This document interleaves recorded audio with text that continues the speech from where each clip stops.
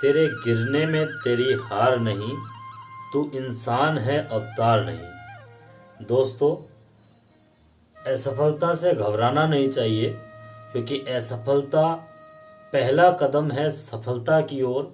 और असफलता के बाद की गई मेहनत तय करती है कि आप कितनी दूर तक जाएंगे और आपकी सफलता कैसी होगी।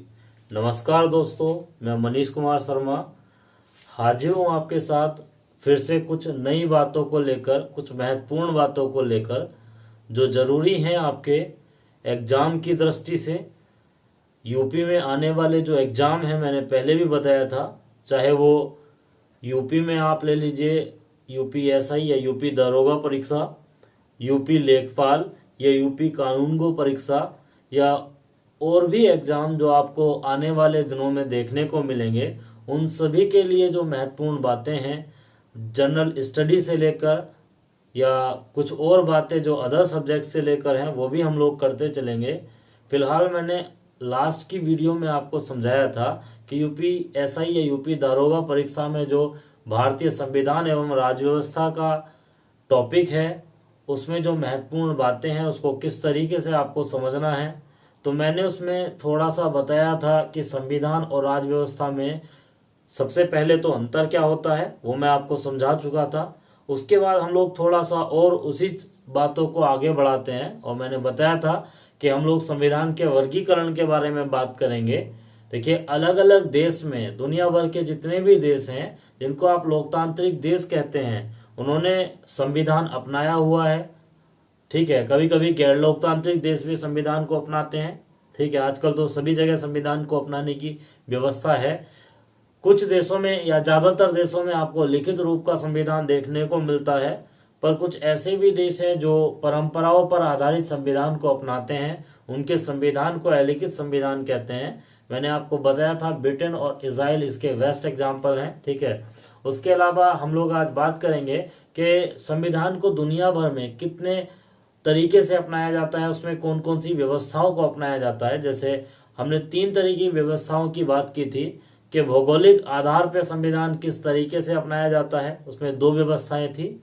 मैंने आपको उसमें संघात्मक समझाया, मतलब अभी तो बताया था, समझेंगे। और एकात्मक के बारे में बात की थी। उसके बाद विधायिका और कार्यपालिका में जो संबंध होते हैं, उनके आधार पर संविधान हम लोगों को लेना है, जिसमें हम लोग देखेंगे कि अध्यक्षात्मक और संसदात्मक व्यवस्था को हम लोग को समझना है। उसके अलावा संविधान में सुधार के दृष्टि से भी संविधान को 2 हिस्सों में रखा जाता है, एक दृढ़ संविधान और दूसरा लचीला संविधान। एक बार मैं बनाए देता हूं डायग्राम, लास्ट टाइम भी हम लोगों ने इस बारे में बात की थी। संविधान का वर्गीकरण, संविधान का वर्गीकरण। ठीक है, आप इसको 3 हिस्सों में देख रहे थे, इस तरीके से आप इसको रख सकते हैं। पहले हिस्से को आप बोल सकते हैं कि भौगोलिक आधार पर संविधान। दूसरा मैंने बताया था, हमारे पास विधायिका होती है, एक ऐसी बॉडी जो कानून बनाती है, और दूसरी बॉडी है कार्यपालिका जो कानूनों का पालन कराती है। विधायिका और कार्यपालिका में संबंधों के आधार पर आप संविधान को 2 हिस्सों में रख सकते हैं। और तीसरा था संविधान में संशोधन के आधार पर संविधान को किन किन हिस्सों में रखा जाता है। मैंने 2-2 हिस्से इनके रखे थे, जैसे पहले वाले के 2 हिस्से थे, दूसरी वाले के भी आप 2 हिस्सों में रख सकते हैं, और इसको भी 2 हिस्सों में रखा जाता है। जैसे आप लोग अगर देखें भौगोलिक आधार पर संविधान, उसमें मैंने बताया था कि आप एक तो संघीय व्यवस्था के बारे में पढ़ेंगे या संघात्मक व्यवस्था के बारे में बात करेंगे, और दूसरा होता है एकात्मक। इसमें आप रखेंगे कि इसमें रखेंगे संसदीय या संसदात्मक कह लीजिए, और दूसरा होगा अध्यक्षात्मक। ठीक है, उसके अलावा संशोधन के आधार पर मैंने बताया था दृढ़ या कठोर संविधान, कठोर, और दूसरा लचीला या इसी को ही आप लोग नम्य भी बोल सकते हैं। ठीक है, तो इस तरीके से संविधान का वर्गीकरण हम लोग करते हैं। अब हम आज के टॉपिक में इन दोनों व्यवस्थाओं के बारे में बात करेंगे कि इन दोनों व्यवस्थाओं की खास बात क्या है, या इसमें क्या क्या चीजें अपनाई जाती हैं और कौन कौन से देश ने इन व्यवस्थाओं को अपनाया है। चलिए, तो सबसे पहले हम लोग संघात्मक व्यवस्था के बारे में बात करते हैं कि संघात्मक व्यवस्था में क्या क्या प्रोसेस अपनाया जाता है। ठीक है, संघात्मक व्यवस्था की अगर आप बात करें तो भारत ने संघात्मक व्यवस्था को ही अपनाया है और उसमें थोड़ा सा मिश्रण भारत द्वारा एकात्मक व्यवस्था का लिया गया है। आधार भारत की व्यवस्था का संघात्मक ही है। ठीक है, तो हम लोग समझते हैं कि संघात्मक व्यवस्था में क्या क्या चीजें होती हैं। ठीक है, संघात्मक व्यवस्था की अगर आप लोग बात करेंगे तो सबसे पहली बात तो इसमें यह आती है कि संघात्मक व्यवस्था ऐसे देशों के द्वारा अपनाई जाती है जो एक बड़े क्षेत्रफल पर शासन करते हैं या जो एक बड़े क्षेत्र पर स्थापित देश हैं और उसमें विविधतावादी संस्कृति पाई जाती है। जैसे आप इसको कह सकते हैं विविधता वाले देशों में। ठीक है, बड़ा क्षेत्रफल होना चाहिए और विविधता अगर उसमें है तो आप इस व्यवस्था को अपना सकते हैं, बेस्ट व्यवस्था रहती है। आप अमेरिका को देखिए, आप कनाडा को देखिए, आप यूएसए को देखिए, उसमें इसी प्रकार की कुछ व्यवस्थाएं अपनाई जाती हैं। उसके अलावा संघात्मक व्यवस्था की दूसरी बड़ी बात यह है कि इसमें शक्तियों का विभाजन लिया जाता है। शक्तियों का विभाजन की प्रणाली अपनाई जाती है। देखिए, ये दो तरीके की प्रणालियां होती हैं। पहली प्रणाली शक्ति का विभाजन। शक्ति के विभाजन से क्या मतलब होता है कि हमारे यहाँ संविधान है। ठीक है, और संविधान के नीचे राज्य और केंद्र दोनों व्यवस्थाएं होती हैं, केंद्र और राज्य। ठीक है, अब इनमें क्या होता है कि संविधान के नीचे केंद्र है, राज्य है, दोनों के बीच में शक्तियों का विभाजन कर दिया जाता है कि केंद्र के पास ये पावर्स हैं, राज्य के पास ऐसी ऐसी पावर्स हैं। तो इस तरीके से उनके बीच में शक्तियों को बांट दिया जाता है। तो इसी को कहते हैं शक्ति का विभाजन का सिद्धांत। जबकि इसके अलावा एक और व्यवस्था होती है जिसको बोलते हैं शक्तियों का पृथक्करण। उसको भी यहीं पे समझ लेते हैं। ठीक है, जबकि वो इसमें नहीं है, मैं अलग से समझा रहा हूं क्योंकि ये बात आई है, तो इसके साथ साथ उसको भी समझ लीजिए कि एक सिद्धांत और चलता है शक्तियों का पृथक्करण। ठीक है, ये यूएसए में अप्लाई होता है सबसे अच्छे तरीके से। शक्तियों के पृथक्करण का सिद्धांत क्या कहता है कि आपके पास तीन बॉडी हैं, विधायिका, कार्यपालिका, न्यायपालिका। विधायिका जो कानून बनाए, कार्यपालिका कानूनों का पालन कराए, न्यायपालिका आप कह सकते हैं कि कानूनों की व्याख्या करे या आपको न्याय दे। तो विधायिका में आप लोग कह लीजिए कि विधायिका में आप लोग संसद को रखते हैं और इसके अंदर जो मेंबर आते हैं उसको बोलते हैं मेंबर ऑफ पार्लियामेंट। केंद्र की विधायिका की बात हम लोग कर रहे हैं। कार्यपालिका की अगर आप लोग बात करेंगे इसमें मंत्री लोगों को शामिल किया जाता है। और न्यायपालिका की अगर आप लोग बात करेंगे तो इसमें आप जुडिशरी या जज लोग जो होते हैं, जिनको न्यायाधीश बोलते हैं, वो इसमें आते हैं। अब अगर बात करें शक्ति का पृथक्करण तो क्या कहता है कि विधायिका, कार्यपालिका और न्यायपालिका तीनों अलग अलग शक्तियों को रखेंगी और तीनों में रहने वाले लोग भी अलग अलग होंगे। ठीक है, विधायिका में अलग लोग होंगे, कार्यपालिका के अंदर अलग लोग होंगे और न्यायपालिका के अंदर अलग लोग होंगे। तो ये शक्ति का पृथक्करण सिद्धांत पूरे तरीके से यूएसए में अप्लाई होता है, जबकि भारत में इसका थोड़ा सा अलग स्वरूप देखने को मिलता है। हमारे यहाँ विधायिका है और बड़ा वाला गोला विधायिका, और इसके अंदर छोटा वाला गोला जो है ये कार्यपालिका का है। ठीक है, बड़ा वाला गोला क्या बोलेंगे आप इसको, विधायिका। ठीक है, और छोटा वाला गोला कार्यपालिका। और न्यायपालिका आपके यहाँ स्वतंत्र है। ठीक है, न्यायपालिका का इन दोनों से कोई खास मतलब तो है, मतलब ये लोग कॉमन नहीं होते, न्यायाधीश लोग इनमें नहीं मिलते, या ये एमपी या मंत्री लोग न्यायालय में नहीं मिलते। ठीक है, एज ए मेंबर। तो हम लोग क्या करते हैं, देखिए हमारे यहाँ चुनाव होता है एमपीज का, राज्यसभा हो या लोकसभा हो। अब इन एमपीज में से ही, एमपीओ में से कुछ लोगों को मंत्री बना दिया जाता है। करेंगे टॉपिक्स के अंदर बात आगे, जब टॉपिक आएंगे हमारे वो। तो एमपीज जो लोग होते हैं उनमें से ही कुछ को मंत्री बना देते हैं।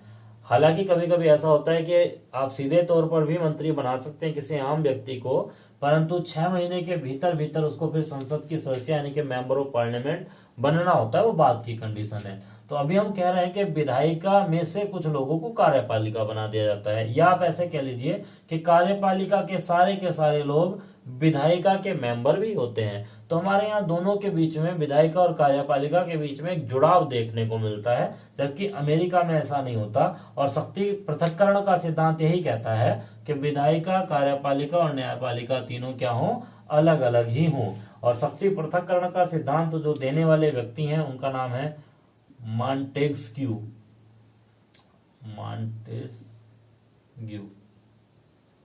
ठीक है, ये फ्रांस के चिंतक हैं और इन्होंने एक बुक लिखी थी spirit of laws, the spirit of laws, ये बुक इन्होंने लिखी थी। और इस बुक में इन्होंने शक्ति के पृथक्करण के सिद्धांत को बताया है। ठीक है, तो ये अध्यक्षात्मक शासन प्रणाली की एक खास बात होती है। मैं आपको आगे इसके बारे में और अच्छे से पढ़ाऊंगा। फिलहाल छोटी सी बात आई थी तो मैंने समझा दिया, जबकि इसका यहाँ पे कोई खास संघात्मक व्यवस्था में इसका कोई खास मतलब नहीं है, सिर्फ मैंने अंतर बताया है शक्ति के विभाजन में। यानी कि आप कह सकते हैं कि केंद्र और राज्य के बीच शक्तियों का बंटवारा, इसको कहते हैं शक्तियों का विभाजन, केंद्र। ठीक है, अब आगे चलते हैं। देखिए, शक्तियों का विभाजन होगा, बंटवारा होगा, तो उसमें लड़ाई झगड़ा भी हो सकता है, विवाद भी पैदा हो सकता है। तो विवाद पैदा होगा तो उसके लिए आपको न्यायपालिका की जरूरत पड़ेगी। तो यहाँ पे आप देख सकते हैं कि यहाँ पे होता है स्वतंत्र एवं निष्पक्ष न्यायपालिका, इसकी जरूरत यहाँ पे पड़ती है।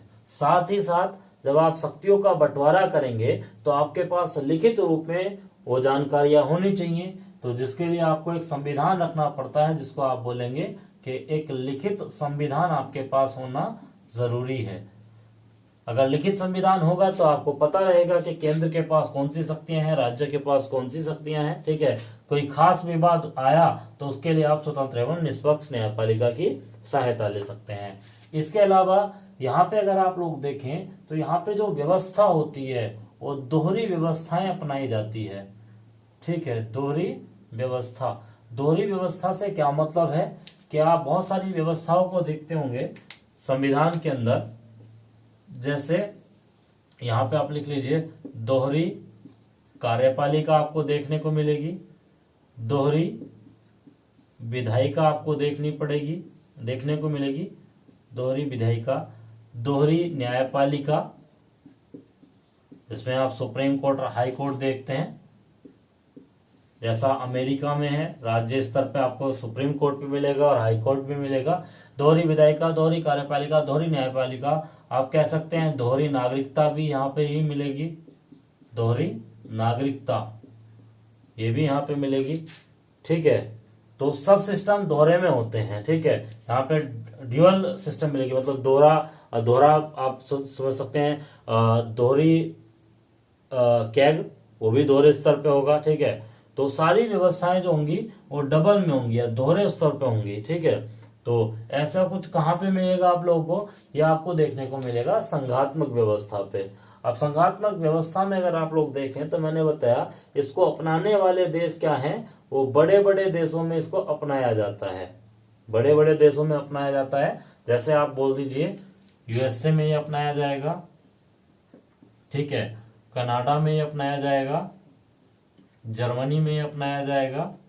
ठीक है, उसके अलावा आप बोल सकते हैं यूएसए, कनाडा, जर्मनी, रूस में इसको अपनाया जाएगा। एक छोटा सा देश है, हालांकि एरिया छोटा है, जनसंख्या कम है, पर फिर भी वो संघात्मक व्यवस्था को अपनाता है, तो आप एक अपवाद के रूप में रख सकते हैं। देश का नाम है नेपाल, उसको याद रखिए, उससे इसीलिए क्वेश्चन पूछ सकते हैं क्योंकि वो छोटा है और पॉपुलेशन भी कम है, फिर भी वो संघात्मक को अपनाता है।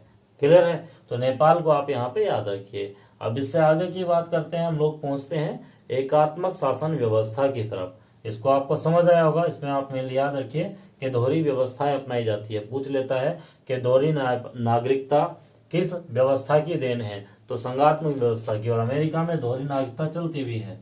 चलिए आगे बात करते हैं हम लोग एकात्मक शासन व्यवस्था की।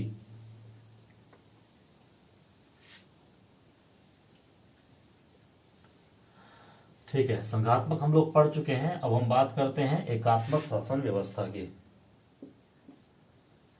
एकात्मक शासन व्यवस्था, ठीक।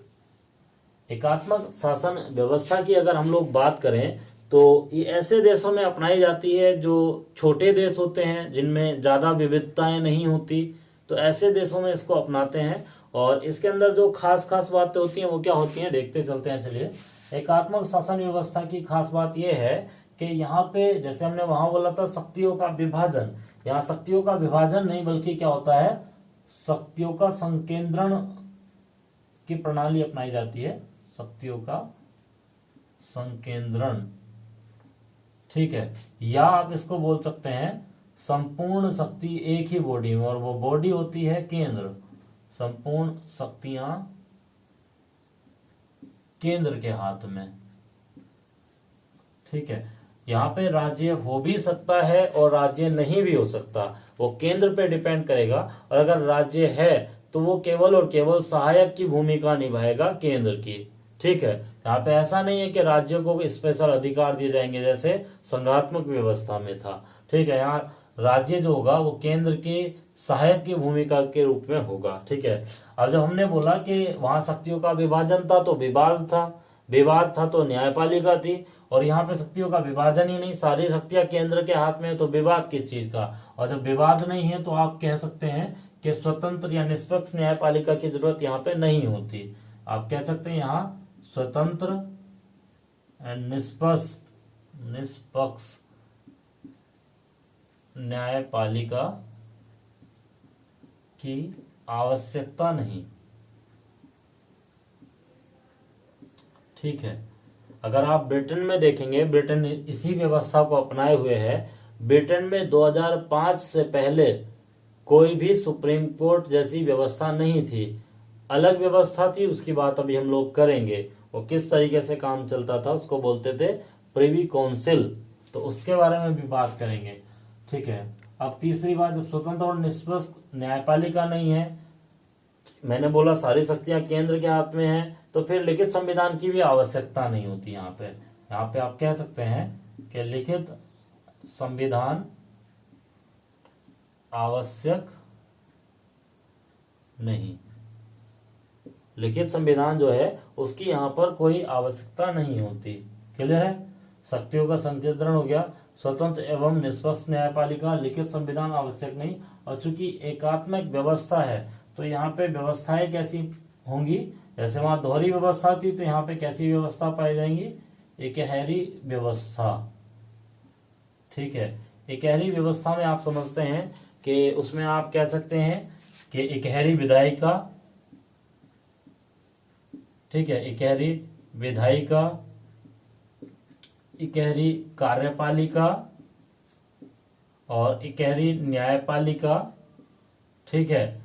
इकहरी या एकल नागरिकता कह सकते हैं आप, एकल नागरिकता और एकल कैग, इस तरीके की व्यवस्थाएं आपको यहाँ पे देखने को मिलेंगी, ठीक है। उसके अलावा जैसे हम लोग बात कर रहे थे कि यहाँ पे न्यायपालिका जो होती है स्वतंत्र एवं निष्पक्ष न्यायपालिका नहीं होती। तो हम लोग बात करेंगे अभी किस तरीके की, हम लोग ब्रिटेन की व्यवस्था पे कुछ लेंगे कि ब्रिटेन में किस तरीके की व्यवस्था को अपनाया जाता है। चलिए, तो इतना हुआ, लिखित संविधान नहीं है, स्वतंत्र निष्पक्ष न्यायपालिका की आवश्यकता नहीं, इकहरी व्यवस्थाएं पाई जाती हैं, संपूर्ण शक्ति केंद्र के हाथ में होती है। अब हम इसका एग्जाम्पल ले लेते हैं। पहले इसका बेस्ट एग्जाम्पल आप ब्रिटेन को ले लीजिए, ठीक है। उसके अलावा छोटे छोटे देश जैसे यूरोप का बेल्जियम है, ठीक है। उसके अलावा भूटान है, पाकिस्तान है, ठीक है, श्रीलंका है, ये छोटे छोटे देश इसको अपनाते हैं। इसका अपवाद एक ऐसा देश जो विविधतावादी है, पॉपुलेशन ज्यादा है, एरिया ज्यादा है, परंतु फिर भी इस व्यवस्था को अपनाता है, वो अपवाद है चीन, जिसको आप चाइना के नाम से भी जानते हैं, ठीक है। इस पे आप क्वेश्चन पूछा जा सकता है, क्योंकि एकात्मक व्यवस्था में छोटे देश हैं, परंतु चीन एक अकेला ऐसा देश है जो विविधतावादी भी है और जिसका क्षेत्रफल और पॉपुलेशन भी ज्यादा है, पर फिर भी उसने किस व्यवस्था को अपनाया है, एकात्मक व्यवस्था को अपनाया है।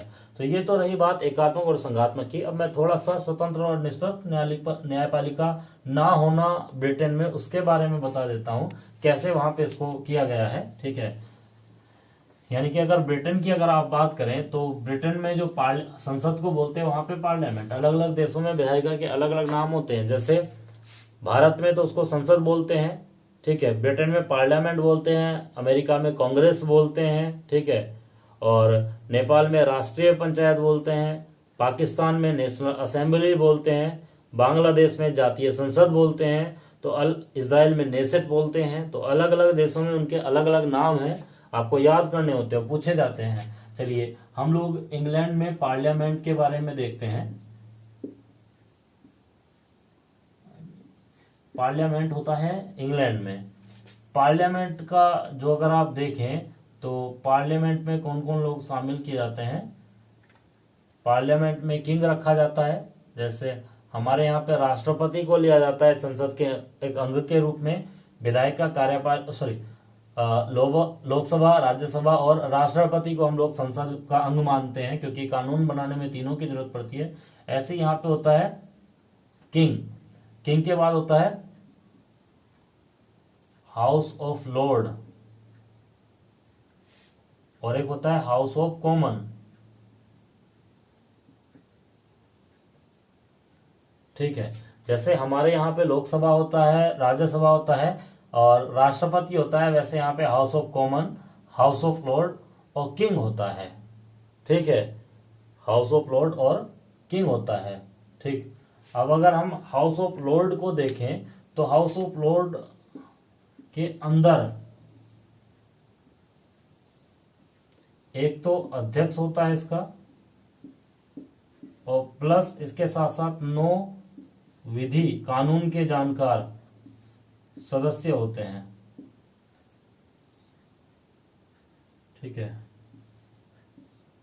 1+8 होता है, सॉरी 1+8। ठीक है, यानी कि टोटल मिलकर के कितने बनते हैं, 9 बनते हैं। ठीक है, एक तो इसमें लॉर्ड है +8, सॉरी 8 नहीं है, 1+9, टोटल 10 बनते हैं ये। ठीक है, 1+10, तो टोटल 10 होते हैं, एक अध्यक्ष और +9 उसके साथ विधि सदस्य। तो ये 10 मेंबर्स मिलकर के क्या बनाते हैं, इन 10 मेंबर्स को मिला करके बोलते हैं प्रिवी काउंसिल। ठीक है, प्रिवी काउंसिल। होता क्या था कि 2005 से पहले, अगर आप बात करेंगे 2005 से पहले ब्रिटेन में ये प्रिवी काउंसिल ही क्या करता था, न्यायपालिका की भूमिका निभाता था। परंतु 2005 में उनको महसूस हुआ कि एक न्यायपालिका भी होनी चाहिए, तो 2005 में ब्रिटेन में एक सुप्रीम कोर्ट की स्थापना की गई। तो उसके बाद ये प्रिवी काउंसिल वहां पे समाप्त कर दिया गया और एट प्रेजेंट वहां पे सुप्रीम कोर्ट है 2005 के बाद। ठीक है, तो ये पूरी व्यवस्था रही आपकी किसकी, एकात्मक व्यवस्था। और मैंने बताया कि ब्रिटेन में किस तरीके से उसको अपनाया गया है। ठीक है, हालांकि जरूरी नहीं है कि वहां पे स्वतंत्र न्यायपालिका भी रखी जाए। तो ये रही आपकी व्यवस्था, जो भौगोलिक आधार पर संविधान को बांटने की व्यवस्था थी। उम्मीद है आपको दोनों बातों को ठीक से समझ आया होगा। इनसे संबंधित क्वेश्चंस भी मैं लेकर के आऊंगा, परंतु पहले मैं ये पूरी की पूरी व्यवस्थाएं आपको समझा दूं।